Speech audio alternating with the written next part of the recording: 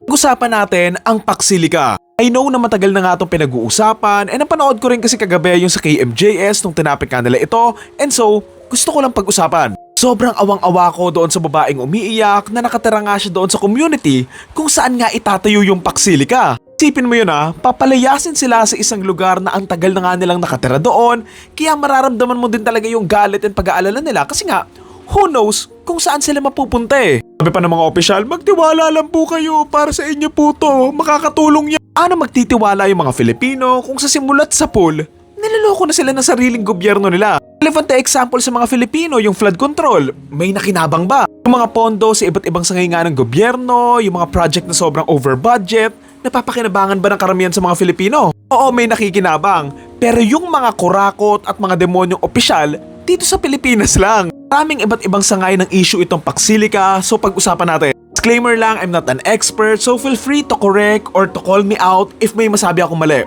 Let's go! Unang-una yung sa kuryente, na tao na mismo ng Department of Energy yung nagsabi na pag-aaralan pa nga nila kasi nga masyadong malakas sa kuryente yung Paksilika eh. If ever yung mga hub nila, hindi magiging madali yung pagkonekta nga nila doon sa main grid na posibleng makasira pa nga sa flow ng kuryente dito sa Pilipinas. Alawa yung sa tubig na malakas magtubig itong Paksilika na posibleng ang makaubos sa tubig natin dito sa Pilipinas. Sabi gagawa daw sila ng system na surface level water lang daw pero balik kung ilang drum lang yung kailangan nila eh. Pero hindi kasi nga sobrang dami ng kailangan nilang tubig sa isang araw pa lang Yun pa nga lang na wala pa silang mga hub na mga problema na nga tayo sa tubig dito sa Pilipinas eh. Beses na nga tayo nagkakaproblema sa tubig dahil nawawalan na nga ng laman yung dam, nagkakaroon ng mga tagtuyot, and so wala nga naiipon ng tubig. Tapos ngayon, may makikihati pa. Ano bang akala nila sa Pilipinas, water world? Andito ba si Kevin Costner?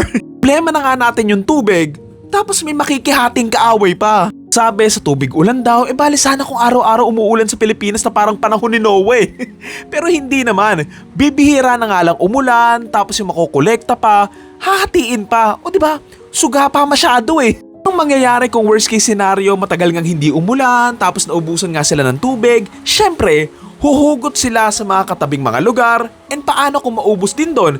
Then syempre, doon naman sila sa katabi nun. Hanggang sa gumapang yan ng gumapang, hanggang sa sobrang dami na nga ng lugar yung walang tubig kasi nga sobrang dami ng tubig na kailangan nila and so nakakatakot kasi alam mo yon, essential ang water para mabuhay ang isang tao eh. So bakit natin ipapriority yung isang bagay na pwedeng makiagaw dito para nga lang sa pera na kung wala namang mga taong makikinabang dahil naubusan na nga tayo ng tubig, then saan pa magagamit yung pera na yan? Next is yung mga lupain nga dito sa Pilipinas na imbes na mga Filipino yung makikinabang, yung mga dayuhan yung gumagamit. Ngayon pa nga lang, madami na nga mga magsasaka yung ninanakawan nga ng mga lupa para tayuan ng kung ano-ano, tapos madadagdagan pa sila. Yun yung nakakalungkot eh. Napipilitan na nga silang ibenta yung mga lupa nila, tapos ibebenta pa ng gobyerno sa ibang lahi, and sila lang din yung makikinabang. Nakakagalit pa dyan, yung pambabarat nila doon sa mga magsasaka para nga sa mga lupa nila na sadly, may mga ilang kakagat dyan syempre kasi nga no choice na din sila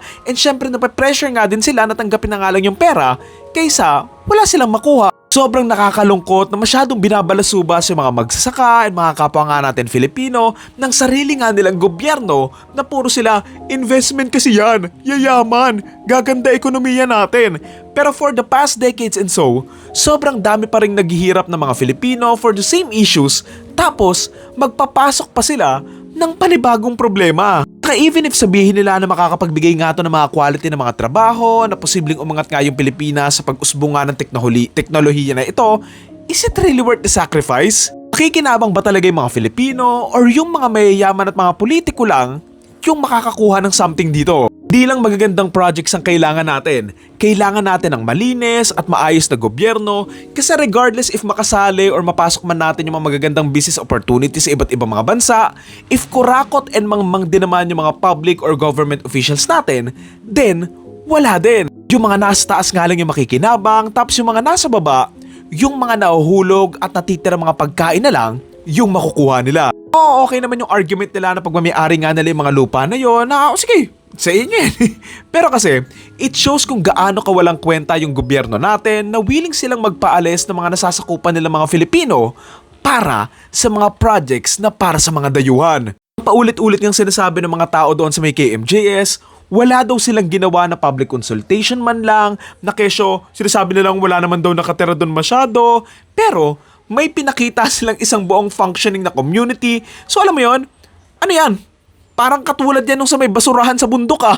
The government should not always think about good investments but more on paano mapapaganda yung buhay ng mga Filipino na mararamdaman nga nilang may pakialam sa kanila yung gobyerno nga nila mismo. Hindi yung papaalisin sila sa isang lugar na ang tagal na nga nilang nakatira doon para nga lang lumuhod sa mga dayuhan, and alam mo yan, parang ang dating, bahala na yung mga taong ito kung saan nga sila dadamputin or kung ano nga yung magiging epekto nito sa mismong bansa kung saan ito itatayo. Ang laki niyan, hindi lang isang bahay or building yung itatayo nila.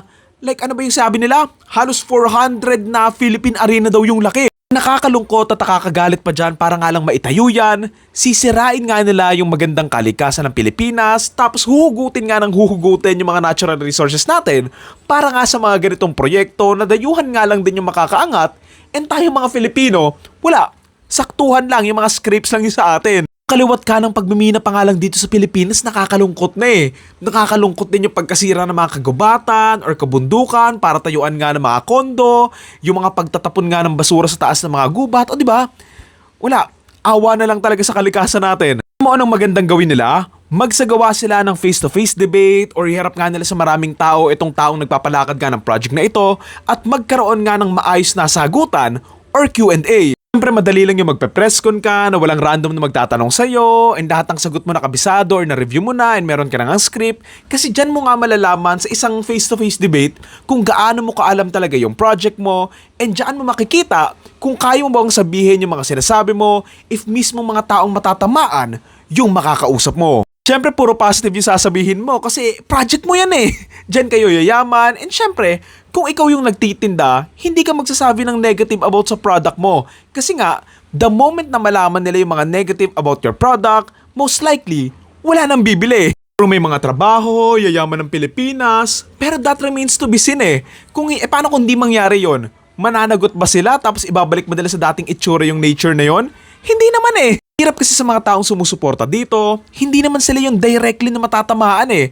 They don't shit where they eat naman, so at the end of the day, mag-work man or hindi yung project na ito, hindi sila sobrang maapektuhan. Mayaman pa rin sila, nakatira pa rin sila sa mga mansyon na mga naka-aircon nga nila mga kwarto, naliligo sa swimming pool sa sandamakmakan nila mga kondo, and hindi kakati sa kanila yung mga taong mawawala ng tirahan, maayos na tubig, kasi they know that they can afford it naman eh. And kung magkakaubusan man, ang unang makakakuha ng mga resources ay yung may mga pera, at yung wala, tsambahan na lang.